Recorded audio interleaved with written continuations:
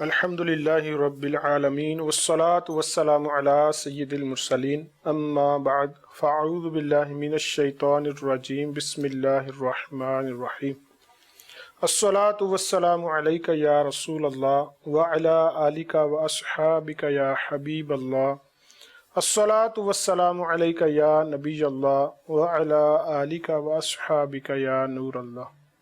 نبی رحمت شفیع امت صلی اللہ تعالی علیہ وسلم پر درود پاک پڑھنے کی بہت برکتیں ہیں۔ اللہ کے آخری نبی محمد عربی صلی اللہ تعالی علیہ وسلم کا فرمان عالی شان ہے، جو شخص مجھ پر ایک مرتبہ درود پڑھتا ہے اللہ تبارک و تعالی اس پر 10 رحمتیں نازل فرماتا ہے۔ صلو علی الحبیب صلی اللہ تعالی علی محمد وعلی آلہ وصحبہ وبارک وسلم۔ ہمارا سلسلہ نیک خواتین لے کر ہم حاضر ہوئے۔ سابقہ سلسلوں میں آپ نے دیکھا ہوگا ایک نیک خاتون کا تذکرہ کیا جاتا ہے، آج بھی ایک نیک خاتون کا تذکرہ کیا جائے گا جو اسلامی بہنوں کے لیے رول ماڈل ہے، ساری امت کے لیے، سب مسلمانوں کے لیے رول ماڈل ہے، بلکہ انسانیت کے لیے رول ماڈل ہے۔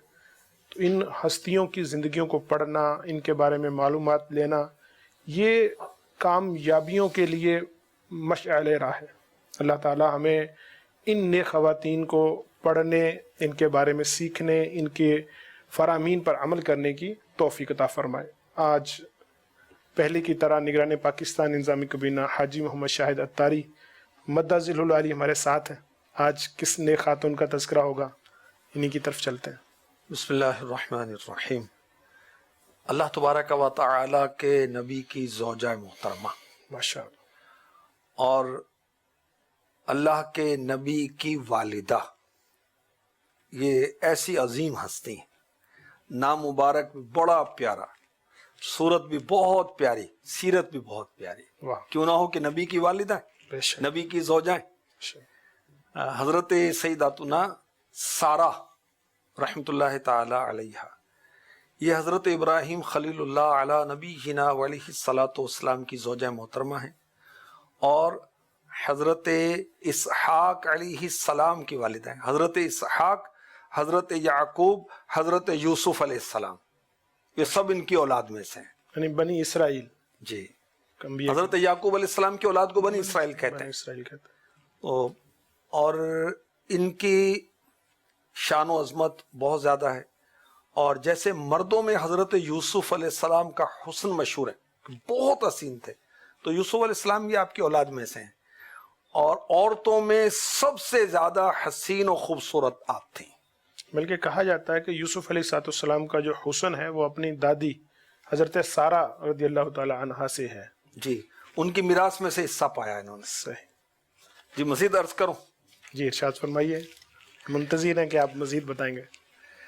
ان کو اللہ کی بارگاہ میں کیسا مقام حاصل تھا، کیسی مقبول الدعا خاتون تھیں، اس کا ایک واقعہ عرض کرتا ہوں جس میں ان کی کرامت کا اظہار ہے۔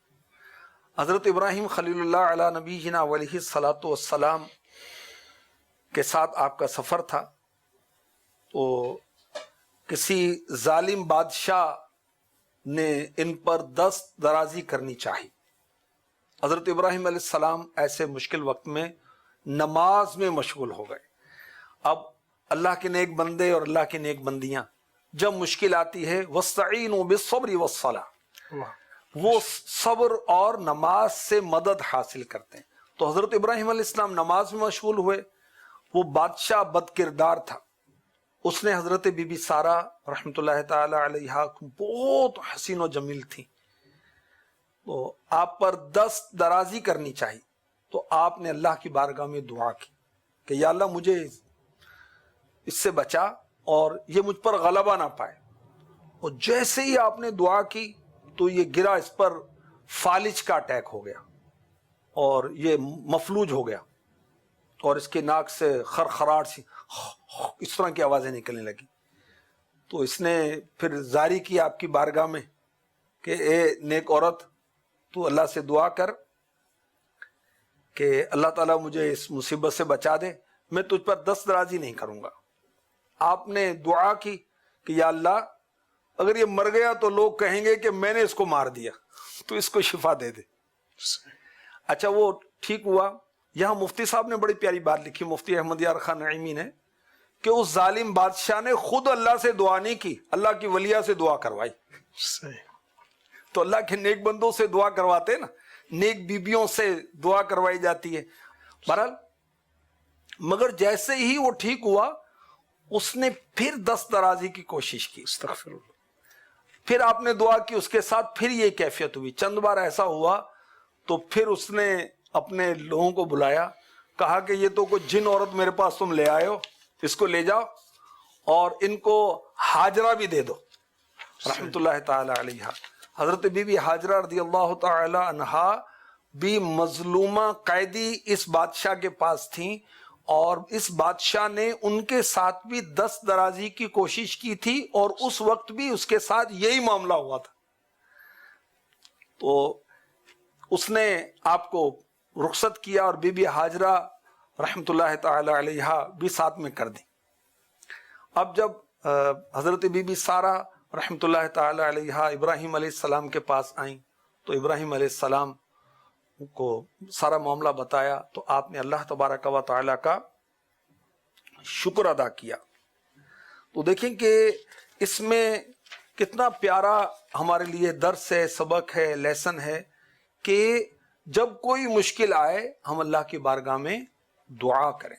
دعا کے ذریعے دیکھیں حضرت بی بی مریم رضی اللہ تعالی عنہ کے پاس حضرت جبریل امی علیہ السلام ایک تندرست اور خوبصورت مرد کی صورت میں ظاہر ہوئے, تو آپ نے کیا کہا تھا, میں رحمان سے پناہ مانگتی ہوں تیرے مقابلے میں. تو دیکھیں وہ اس موقع پر کیونکہ وہ سمجھی کہ وہ غیر مرد آ گیا, تو پھر انہوں نے اپنا تعارف کرایا اور بتایا کہ میں کیوں بھیجا گیا ہوں. تو کوئی ایسا معاملہ, اللہ ہمارے بچوں کی, ہماری بچیوں کی عصمت کی, پاک دامنی کی حفاظت فرمائے. تو اللہ کی بارگاہ میں دعا کرنا چاہیے, انہوں اسباب سے بھی بچنا چاہیے کہ جس کے نتیجے میں اس طرح کے معاملات ہوں. بہرحال حضرت بی بی سارہ رحمت اللہ تعالی علیہ با کرامت ولیہ تھی, اور مفتی احمد یار خان نعیمی رحمت اللہ نے لکھا کہ یہ واقعہ جو ہے حضرت ابراہیم علیہ السلام کا معجزہ بھی ہے اور بی بی صاحبہ کی کرامت بھی ہے. آپ نے فرمایا کہ جب بھی کوئی تکلیف کی گھڑی آئے تو اپنے رب کو یاد کرنا چاہیے, اللہ تبارک و تعالیٰ سے دعا کرنی چاہیے. اللہ تبارک و تعالیٰ فرماتا ہے, جس کا میں مفہوم عرض کر رہا ہوں, کہ اللہ تعالیٰ اپنے بندے کے سب سے زیادہ قریب ہے. اگر دیکھا جائے تو انسان, اگر عقلی بات کی جائے تو کوئی مصیبت کے وقت میں کوشش کرتا ہے جو قریب ترین ہو اس کو پکارتا ہے. اگر کہیں ایکسیڈنٹ ہو جائے تو کس کو پکارے گا, جو قریب کھڑا ہے, چاہے اس کا کوئی رشتہ دار نہ ہو, چاہے جاننے والا نہ ہو. ڈوب رہا ہے, کس کو پکارے گا, جو قریب ہو. تو رب فرماتا ہے میں سب سے زیادہ قریب ہوں. جب بھی کسی تکلیف میں جائیں, مصیبت میں جائیں, کسی بہت زیادہ ایسے واقعہ میں پڑ جائیں جو بہت زیادہ دکھ و تکلیف والی ہو, تو اپنے رب کو پکاریں. یہی درس حضرت سارہ رضی اللہ تعالیٰ عنہ کی سیرت سے ملا. نگران پاکستان انتظامی کابینہ نے اس میں ہمیں رہنمائی فرمائی. اللہ تعالیٰ ہمیں اپنے رب سے دعائیں کرتے رہنے کی توفیق عطا فرمائے, اخلاص بھی نصیب فرمائے. حضور آپ نے گفتگو کے دوران بتایا کہ حضرت ابراہیم علیہ السلام نے اس آزمائشی وقت میں نماز شروع کر دی, اپنے رب کی بارگاہ میں حاضری دی. تو اگر دیکھا جائے آج کل ایک وبا ہے کورونا کی, لوگ یعنی اس وقت ہر بندہ اس سوچ میں ہے کہ ہم کیا کریں. کوئی وظیفہ بتا دو, کوئی دوائی بتا دو, کوئی ٹوٹکا بتا دو, کوئی طریقہ بتا دو, کسی طرح سے جان چھوٹ جائے. تو کوئی نماز کی صورت بھی ہو سکتی. بے شک کیوں نہیں ہو سکتی. وہ ٹوٹکا علاج تو بغیر معالج کے تو بتانا نہیں چاہیے, اور نماز میں ہم مشغول ہو جائیں تو اس بتانے میں تو کوئی حرج نہیں, بلکہ نیکی کی دعوت ہے. بالکل بے شک. کیونکہ نماز دنیا آخرت کی تمام مصیبتوں کے لیے کفایت کرے گی ہم اگر نمازی بن جائیں. دیکھیں طوفان نوح جب آیا تو ایک بوڑھی عورت اپنی وہ جھونپڑی میں مشغول عبادت تھی, نماز پڑھ رہی تھی. تو حضرت نوح علیہ السلام کا گزر ہوا طوفان نوح کے بعد. پہلے اس نے عرض کی تھی کہ مجھے بتا دیجئے گا جب طوفان آ جائے. تو جب آپ طوفان کے بعد وہاں سے گزرے تو اس نے, بوڑھی عورت نے عرض کی, حضور طوفان آ گیا. فرمایا اللہ کی بندی, وہ تو تباہیاں مچا کر چلا بھی گیا, سارے کفار کو نیست و نابود کر دیا, تجھے معلوم نہیں ہوا. ٹھیک ہے, میں تو نماز پڑھ رہی تھی, مجھے تو پتہ ہی نہیں چلا. اب غور کریں ناظرین کہ وہ جو طوفان نوح تھا وہ تو اس سے بہت بڑی آزمائش تھی. وہاں تو کچھ بچا ہی نہیں تھا, یہاں تو اکثر لوگ بچے ہوئے ہیں. تو اگر آج بھی ہم نماز کی صورت میں, فرض نماز تو پڑھنی ہے, ابھی تو کچھ ایسے لوگ بھی ملتے ہیں ویسے بڑے پریشان ہیں, فرض نماز چھوڑ دیتے ہیں, جماعت ترک کر دیتے ہیں. تو جب ہم نماز کو نماز کی اہمیت دیں, جماعت کے ساتھ نماز پڑھیں, بلکہ نفلی نمازیں پڑھیں. نفل نماز تو اللہ کا قرب دلاتی ہے. جب اللہ کے قرب میں جائیں گے تو انشاءاللہ راحت بھی ملے گی, سکون بھی ملے گا, اطمینان بھی ملے گا, چین بھی ملے گا. تو نگران پاکستان انتظامی کابینہ نے بہت پیارا مدنی پھول دیا. مجھے یہاں امیر علیہ سنت کا بھی ایک مدنی پھول یاد آ گیا. امیر علیہ سنت فرماتے ہیں کہ نماز سب سے بڑا وظیفہ ہے. بے شک. تو اگر اس کو پکڑ لیں تو سارے وظائف سے بڑھ کر یہی وظیفہ ہے. اللہ اس کی توفیق عطا فرمائے. بلکہ بے نمازی ہے تو اس کے دیگر وظائف بھی کارگر نہیں ہوں گے, بے اثر ہو جائیں گے. صحیح. حضرت بی بی سارہ کا ذکر خیر ہم سن رہے ہیں. تو آپ کو اللہ تعالیٰ نے ایسی کرامت عطا فرمائی کہ آپ کی دعا سے بادشاہ آپ پر دست درازی نہیں کر سکا اور وہ پکڑ میں گرفتار ہو گیا. اس کے بارے میں یہ لکھا گیا کہ آپ کو یہ مقام و مرتبہ کیسے حاصل ہوا. کیا آپ مستجاب الدعوات ہوئیں, یعنی مقبول الدعا ہوئیں, آپ کی دعا قبول ہوئی اس وجہ سے کہ آپ اپنے شوہر جو کہ اللہ کے برگزیدہ نبی اور سارے نبیوں میں میرے نبی کے بعد افضل و اعلیٰ ہیں, ابو الانبیاء جن کو کہا جاتا ہے, سبحان حضرت ابراہیم خلیل اللہ علیہ نبینا علیہ الصلوۃ والسلام, ان کی فرما بردار بہت تھی, ان کی اطاعت گزار بہت تھیں. تو شوہر کی فرما برداری کی برکت یہ ظاہر ہوئی کہ یہ مقبول دعا ہو گئیں, ان کی دعائیں قبول ہونے لگیں. اب یہاں میں شوہر کی اطاعت اور فرما برداری کے تعلق سے کچھ فرامین مصطفیٰ بھی اسلامی بہنوں کو اور اسلامی بھائیوں کو بھی سناتا ہوں. میرے آقا صلی اللہ علیہ وسلم نے فرمایا, عورت جب پانچوں نمازیں پڑھے, ماہ رمضان کے روزے رکھے, اپنی پاک دامنی کی حفاظت کرے, شوہر کی اطاعت کرے, تو جنت کے جس دروازے سے چاہے داخل ہو جائے. ارشاد فرمایا, اے عورتوں خدا سے ڈرو, شوہر کی رضامندی کی تلاش میں رہو, اس لیے کہ عورت کو اگر معلوم ہو کہ شوہر کا حق کیا ہے تو جب تک اس کے پاس کھانا حاضر رہتا یہ کھڑی رہتی. ارشاد فرمایا, جو عورت بلا حاجت شرعی اپنے گھر سے باہر جائے, شوہر کو ناگوار ہو, جب تک پلٹ کر نہ آئے آسمان میں ہر فرشتہ, کوئی خاص فرشتہ نہیں, ہر فرشتہ آسمان میں ہر فرشتہ اس پر لعنت کرے, جن اور آدمی کے سوا جس جس چیز پر گزرے سب اس پر لعنت کرے. ارشاد فرمایا, جو عورت بے ضرورت شرعی بغیر سخت تکلیف کے خاوند سے طلاق مانگے, ایسی بے وقوف عورتیں بھی ہوتی, شوہر سے طلاق مانگ رہی ہوتی, استغفر اللہ, تو وہ سنیں, جو عورت بے ضرورت شرعی بغیر سخت تکلیف کے خاوند سے طلاق مانگے اس پر جنت کی خوشبو حرام. تو شوہر کی فرما برداری اور اطاعت کرنی چاہیے. حضرت بی بی سارہ رحمۃ اللہ تعالی علیہا کو نبی کی ماں بننے کا شرف حاصل ہوا. اس کا قرآن پاک میں ذکر ہے. سورہ ہود کی آیت نمبر 71 اور 72, پارہ نمبر ہے 12. یہ میرے پاس صراط الجنان تفسیر کا سافٹ ویئر کھلا ہوا ہے, تو اسلامی بھائیوں کے لیے, اسلامی بہنوں کے لیے اس میں بہت آسانی, پوری تفسیر ہماری جیب میں, جب چاہیں دیکھ لیں اور ضرور دیکھیں, اس کو ضرور پڑھیں, سفر کا ساتھی بنائیں, فارغ وقت کا ساتھی بنائیں. نیند نہیں آ رہی تو موبائل لیں اور صراط الجنان نکالیں, تفسیر پڑھتے رہیں. اس کی جو صراط الجنان کی جو اپلیکیشن ہے اس سے استفادہ کریں, اللہ چاہے گا تو دین و دنیا کی برکتیں حاصل ہوں گی. پلے سٹور سے اس کو ڈاؤن لوڈ کیا جا سکتا ہے. چنانچہ ارشاد ہوتا ہے, وَامْرَأَتُهُ قَائِمَةٌ فَضَحِكَتْ فَبَشَّرْنَاهَا بِإِسْحَاقَ وَمِنْ وَرَاءِ إِسْحَاقَ يَعْقُوبَ قالت يا ويلتى أألد وأنا عجوز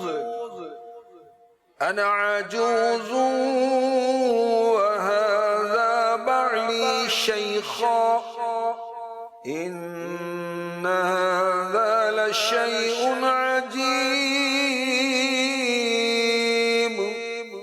اور اس کی بیوی کھڑی تھی، وہ ہنسنے لگی، تو ہم نے اسے اسحاق کی خوشخبری دی، اور اسحاق کے پیچھے یعقوب کی. بولی ہائے خرابی، کیا میرے بچہ ہوگا اور میں بوڑھی ہوں، اور یہ ہیں میرے شوہر بوڑھے، بے شک یہ تو اچنبے کی بات ہے. یعنی جو فرشتے قوم لوط پر عذاب کرنے کے لیے آئے تھے، پہلے حضرت ابراہیم علیہ السلام کے مہمان بنے تھے، تو انہوں نے خوشخبری سنائی، کیونکہ بی بی سارہ رحمۃ اللہ تعالی علیہ بے اولاد تھی. حضرت حاجرہ رضی اللہ تعالی عنہا، یہ بھی ابراہیم علیہ السلام کی زوجہ پاک ہیں، ان کے ہاں اولاد پہلے ہوئی تھی. تو ان کو جب خوشخبری سنائی تو یہ پردے کے پیچھے تھی، کیونکہ فرشتے مہمان بن کر آئے تھے. تو اللہ کی نیک بیویاں پردہ کرتی ہیں، بے شک. تو پردے میں تھیں تو ادھر ہنسنے لگیں. اور کیوں ہنسی؟ بیٹے کی بشارت سنی تو آپ ہنسنے لگیں. بڑھاپے میں اولاد ہوگی، اس پر آپ کو تعجب ہوا. آپ کو اسحاق علیہ السلام کی خوشخبری ملی، اس کے بعد یعقوب علیہ السلام، یعنی بیٹے کی بھی پوتے کی بھی ماشاءاللہ آپ کو خوشخبری دی گئی. اور آپ یوں خوش ہوئیں کہ اولاد کی خوشی مردوں سے زیادہ عورتوں کو ہوتی. اچھا، تو بہرحال تو یہاں دعا بھی کر دیں ہماری اسلامی بہنوں کے لیے جن کے ہاں اولاد نہیں ہے، اللہ تعالیٰ ان کو آمین آمین. حضرت اللہ تبارک و تعالیٰ سارہ کا صدقہ ان کو حضرت سارہ رضی اللہ تعالی عنہا کا صدقہ عطا فرمائے. اللہ کی بارگاہ میں دعا کرتی رہیں، مایوس نہ ہو. حضرت بی بی سارہ رحمۃ اللہ تعالی علیہ کی عمر اس وقت کتنی تھی؟ 90 ایئرز، 90 سال. اللہ. اور حضرت ابراہیم علیہ السلام کی عمر کتنی تھی؟ 120 سال. تو حضرت بی بی سارہ رحمۃ اللہ تعالی علیہ کا قرآن پاک میں ذکر ہے. ان کی شان و عظمت دیکھیے. ماشاءاللہ.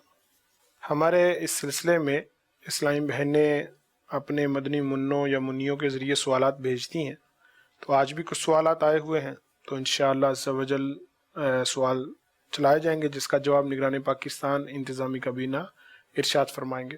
سوال چلائیے.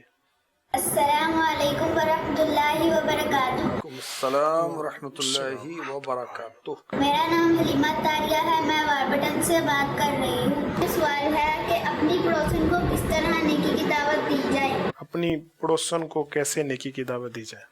نیکی کی دعوت دینے کے جو اصول و ضوابط اور طریقہ کار ہیں، نیکی کی دعوت کتاب میں امیر علیہ السلام لکھے ہیں، اتنی ضخیم کتاب ہے، تو بالتفصیل تو اس کو بہت کچھ بتایا جا سکتا ہے، لیکن ظاہر ہے کہ محدود وقت ہے سلسلے کا. چند پوائنٹس، وہ ٹپس سمجھے میں کچھ عرض کرتا ہوں. اچھے اخلاق کے ذریعے سے کیا نہیں ہو سکتا. اسلامی بہنیں اپنی پڑوسن اسلامی بہنوں کو عطاریہ کیسے بنائیں، غوث پاک کی مرید کیسے بنائیں، نمازی کیسے بنائیں، دعوت اسلامی والی کیسے بنائیں، نیک کیسے بنائیں، خود نیک بنیں، خود سارے یہ کام کریں، پھر بعد میں اثر ہی کچھ اور ہوگا. پھر مدنی چینل سنتوں کی لائے گا گھر گھر بہار، اور لا رہا ہے الحمدللہ.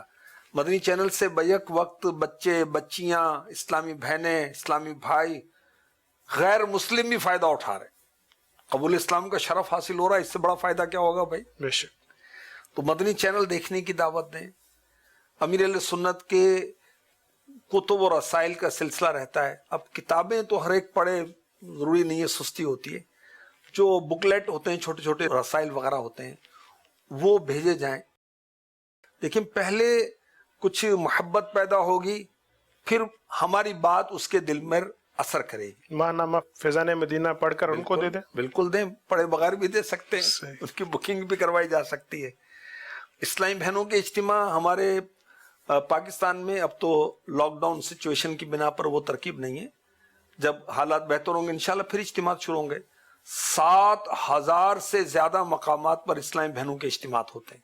ماشاءاللہ. تو جو اسلامی بہن اپنی پڑوسن اسلامی بہن کو مدنی ماحول میں لانا چاہتی ہیں، مدنی ماحول میں لانے سے مراد ہے کہ ان کو فکر آخرت دلانی، آخرت کی تیاری کرنی ہے، عقائد کی درستی، اعمال کی درستی، نیکی کی دعوت، یہ کچھ کرنا ہے.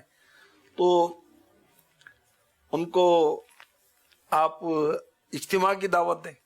کیونکہ اسلامی بہنوں کے اجتماعات اس کثرت سے اس وجہ سے بھی ہیں کہ ہم نے ان کی سطح کو بہت بڑی نہیں رکھی، یعنی شہر سطح پر نہیں بلکہ ذیلی حلقے میں زیادہ سے زیادہ تو علاقے تک، یعنی واکنگ ڈسٹینس پر، تو پڑوسن کو اس کی ترکیب کی جائے۔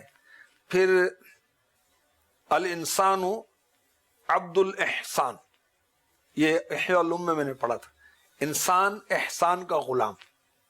گھر کے اندر کو میٹھا بنا ہے، کوئی خاص ڈش بنی ہے، کوئی خاص بڑی رات ہے، شب رات ہے، عید ہے، شب معراج ہے، 12ویں ہے، 11ویں ہے، چھٹی شریف ہے، عاشورہ ہے، تو گھر میں اصالہ ثواب بزرگوں کی کرنی چاہیے، اپنے پیاروں کے بھی کریں اور جو اللہ رسول کے پیارے ہیں ان کے بھی کریں، اور پڑوسن کے ہاں بھی ایک پلیٹ بھیج دیں، ایک ڈش بھیج دیں، تو کوئی اتنا فرق نہیں پڑتا، اور اس سے محبت پیدا ہوگی۔ ہمارے آقا صلی اللہ علیہ وسلم نے آپ کی تربیت رب نے فرمائی اور آپ نے سب کی تربیت فرمائی۔ بی بی عائشہ صدیقہ، طیبہ طاہرہ، عابدہ زاہدہ، مجتہدہ، عفیفہ، مفتیہ، عالمہ رضی اللہ تعالی عنہ کی تربیت کیسے کی کہ عائشہ جب پڑوسی کا بچہ آئے تو اس کے ہاتھ میں کوئی چیز رکھ دو، ماشاءاللہ، اس سے محبت پیدا ہوگی، اس طرح کا کچھ ارشاد فرمایا۔ یعنی نیکی کی دعوت دینے کے لیے پڑوسیوں سے اچھا سلوک بھی کیا جائے، انڈرسٹوڈ؟ ان سے اچھے تعلقات بنائے جائیں، جی، ان کے ساتھ خیر خیر کی جائے۔ جب تعلقات کی بات آئے گی تو فوراً الحمدللہ میرے ذہن میں آیا شریعت کے دائرے میں رہ کر، صحیح، غیر شرعی انداز ظاہر سے ہے، understood نہیں۔ چیز ہے۔ اب پڑوسن کو دعوت دینی ہے مگر اسلامی بہنوں کو ہی دعوت دینی ہے، صحیح، مردوں کو مرد دعوت دیں گے، صحیح۔ ہاں محارم ہیں وہ الگ بات ہے، ان کو دعوت دیں گے وہ تو جدا بات ہے۔ عام طور پر یہ ہوتا ہے کہ جو اسلامی بہنیں پڑوس میں ہیں، بہت ساری، جیسے گھر میں نیکی کی دعوت کا سلسلہ کمزور بسا اوقات ہوتا ہے، اسی طرح پڑوس میں بھی دور دراز کی اسلامی بہنوں کو نیکی کی دعوت دینا آسان ہے۔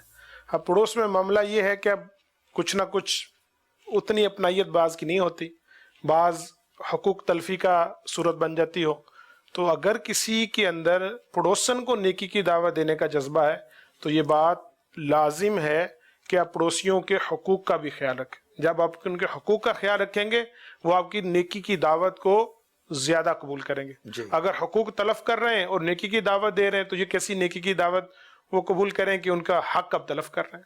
ان کے گھر پر آپ کا گھر سے کوڑا جا رہا ہے، وہ آپ کے بچے ان کے گھر کے باہر کوڑا پھینک کر آ جاتے ہیں، تو اس طرح کی چیزوں کا بھی ہمیں خیال کرنا ہوگا کہ کسی بھی طرح حق العبد اور پڑوسیوں کے حقوق تلف نہ ہو۔ مزید سوال چلائیے۔ میرا نام ہے مونا تاریہ ہے، میں لاہور سے بات کر رہی ہوں۔ سوال ہے کہ کیا عورتیں عید نماز پڑھنے کے لیے کہیں جا سکتی ہیں؟ کیا عورتیں عید کی نماز پڑھنے مسجد میں جا سکتی ہیں؟ عورتوں پر عید کی نماز واجب نہیں، صحیح، اور عورتوں کو چاہیے، اسلامی بہنوں کو چاہیے کہ گھر میں جب مرد عید کی نماز سے فارغ ہو جائیں تو اشراق و چاشت کے نوافل ادا کر لیں۔ صحیح، عباس کو شوق ہے وہ کام جو گھر سے باہر نکل کر کرنے ہوتے ہیں نا اس میں عورتوں کی دلچسپی زیادہ ہوتی ہے۔ تو دیکھیں نبی پاک علیہ الصلوۃ والسلام کی مبارک مسجد نبوی، اس میں نماز پڑھنا کیسا ہے، کتنی بڑی سعادت ہے، مگر ایک عورت کے لیے مسجد نبوی میں جا کر نماز پڑھنے سے افضل ہے کہ اپنے گھر کے اندر نماز پڑھے، اور گھر کے اندر بھی ایک دالان ہے، صحن ہے، کمرہ ہے، اندر والا کمرہ ہے، جتنا اندر جا کے عورت بمعنی چھپانے کی چیز، صحیح، تو جتنی یہ چھپے گی انشاءاللہ اللہ اس کے رسول کی رضا حاصل کرے گی۔ ماشاءاللہ، بہت پیارا مدنی پھول آپ نے عطا فرمایا۔ ایک سوال تحریری صورت میں پہنچا ہے کہ دو بچے ایک ہی چیز پر ضد کرتے ہیں، اب کیسے ان کو سمجھائیں اور دل آزاری سے بھی بچائیں، کچھ ارشاد فرمائیے۔ دیکھیں عدل و انصاف کے تقاضے تو پورے کریں۔ صحیح، مثال کے طور پر بچی کو اہمیت کم دیں، بچے کو زیادہ دیں تو درست نہیں۔ صحیح، اگر کوئی چیز دینی ہے تو سب کو برابر دیں، صحیح، سب کو ایک انداز سے دیں، اور اگر ترجیح دینی ہے، فوقیت دینی ہے تو پہلے بچی کو دیں۔ صحیح، بچیوں میں دل چھوٹے ہوتے ہیں تو یہ لاڈلی ہوتی ہے ماں باپ کی اور ہونی چاہیے۔ اچھا اب ماں باپ کی خیر خواہ بھی بچیاں زیادہ ہوتی ہیں۔ بالکل، بچیاں ماں باپ سے زیادہ پیار کرنے والیاں ہوتی ہیں، زیادہ ہمدرد ہوتی ہیں، زیادہ دکھ درد بانٹنے والیاں ہوتی ہیں، پیار لینے والیاں بھی ہوتی ہیں، پیار دینے والیاں بھی ہوتی ہیں ماں باپ سے. اور اب امتحان ہے کہ دو بچے یا دو بچیاں یا بچی اور بچہ دونوں ایک ہی چیز کا مطالبہ کر رہے ہیں اور ایک ہی چیز ہے تو وہ تقسیم کر کے دی جا سکتی ہے. مثلاً ایک ایپل ہے ایک سیب ہے، دونوں بچے مانگ رہے ہیں، دونوں بیٹا مل کے کھا لیں. مگر بات یہ کہ پیار، شفقت، محبت، نرمی، مار دھاڑ کر کے بچے سہم جائیں گے تو پھر وہ دل میں جگہ نہیں بنتی. اور کیا ماں باپ کو بے دریغ مارنے کی اجازت ہے؟ نہیں اجازت. ٹھیک ہے، تو دل آزاری بچوں کی بھی تو ہوتی ہے نا. جب ان کا دل خوش ہوتا ہے تو دل رنجیدہ بھی ہوتا ہے. میرے آقا صلی اللہ علیہ وسلم بچوں سے بہت پیار کرتے تھے، اور حسنین، کریمین، طیبین، طاہرین، قمرین، نیرین، شہیدین، جلیلین، حسن و حسین، حسنین، کریمین رضی اللہ عنہما سے محبت کی تو کتنی روایات ہیں، کتنے واقعات. سبحان اللہ. ایک واقعہ پڑھا تھا، میں نے بیان بھی کیا ہوگا، کچھ اب وہ اپنی یادداشت پر عرض کرتا ہوں کہ حسن و حسین رضی اللہ عنہما دونوں نے تختیاں لکھی. اب دونوں لا کر دکھاتے ہیں، غالباً اپنی امی کو دکھائیں، خاتون جنت فاطمہ الزہرا رضی اللہ تعالی عنہا کو، کہ ہم میں سے کس کی رائٹنگ زیادہ اچھی ہے. دیکھیں بچوں کو دل خوش کرنا ہے، دل آزاری نہیں. کوئی ایک بات وہ یاد رہتی، بعض اوقات ساری زندگی یاد رہ جاتی کہ مجھے فلاں موقع پر کسی نے یوں کہا تھا. بہرحال خاتون جنت اب سوچتی ہیں کہ ایک کی تحریر کو، رائٹنگ کو اگر بہتر قرار دیا جاتا ہے دوسرے کی دل آزاری ہوگی، دوسرا تو پہلے کی ہوگی. تو غالباً آپ فرماتی ہیں کہ اپنے بابا جان کے پاس چلے جاؤ، مولا مشکل کشا کے پاس، اور وہ بھی یہ سوچتے ہیں. اب وہ بھیجتے ہیں نانا جان کے پاس، رحمت عالم یان کے پاس، آخری نبی، پیارے نبی، سچے نبی، سونے نبی صلی اللہ علیہ وسلم کی خدمت میں بھیجتے ہیں. اب نواسے حاضر ہیں، آپ بھی یہ سوچتے ہیں کہ کس کی اگر ایک کی دلجوئی کی گئی تو دوسرے کی دل آزاری نہ ہو جائے. اور یہاں تک کہ آپ فرماتے ہیں کہ اس کا فیصلہ جبریل امی کریں گے. جب کیا فیصلہ ہوگا کہ جبریل امی علیہ السلام وہ سیب ڈالیں گے، جس کی تختی پر رک جائے گا اس کی تحریر اچھی ہے. اب وہ جیسے سیب رکھا گیا، سیب کے دو پیس ہو گئے، ایک حسن مجتبی رضی اللہ تعالی عنہ کی تختی پر، دوسرا حضرت امام حسین کی تختی پر رضی اللہ عنہ. دیکھیں خاتون جنت کی شان دیکھیے، میرے آقا مولا مشکل کشا سید الاولیاء کی شان دیکھیے، اور میرے نبی کی شان، جس شان تو شانہ سب بڑھیاں، بے شک، جس کو جو شان ملی ان کے صدقے میں ملی. بے شک. مگر دیکھیں بچوں کے معاملے میں کتنے سینسیٹیو ہیں، کسی کی دل آزاری نہ ہو جائے. ہم رکھ کے دے رہے ہیں اور پھینک رہے ہیں اس کا، نہیں. عام طور پر دیکھا کہ بچوں کو اتنی اہمیت دی نہیں جاتی. بچہ کیا ہے، بس اس کو جتنا جھڑک دیا جاتا ہے یا اگنور کر دیا جاتا ہے، جس سے بچے برا اثر لیتے ہیں. اللہ اس وقت سے بچائے کہ آپ کہیں کہ بچے ہمیں اگنور کر دیتے، بچے ہمیں لفٹ نہیں کراتے، کیونکہ بچے اب بچوں والے ہو گئے. ایسے ہی ہوتا ہے، بڑے ہو کر پھر کہتے ہیں بچے اگنور کرتے. اب ماں باپ بوڑھے ہو گئے، بچوں کی مانند ہو گئے، بچے جوان ہو گئے.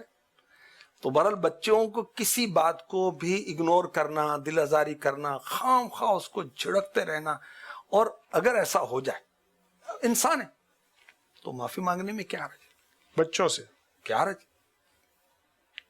یہ ان کی ایک تربیت بھی تو ہے نا. ہاں، یہ زمانہ تربیت تو بچپن ہی ہے. یہ تربیت ہے کہ دیکھیں مجھ سے کوئی ایسی بات ہو کہ میں اس سے آپ سے معذرت کرتا ہوں، کوئی حرج نہیں اس میں. ناظرین، ہمارے سلسلے کا وقت ختم ہوا. آج ہم نے حضرت سارہ رضی اللہ تعالی عنہا کا تذکرہ سنا.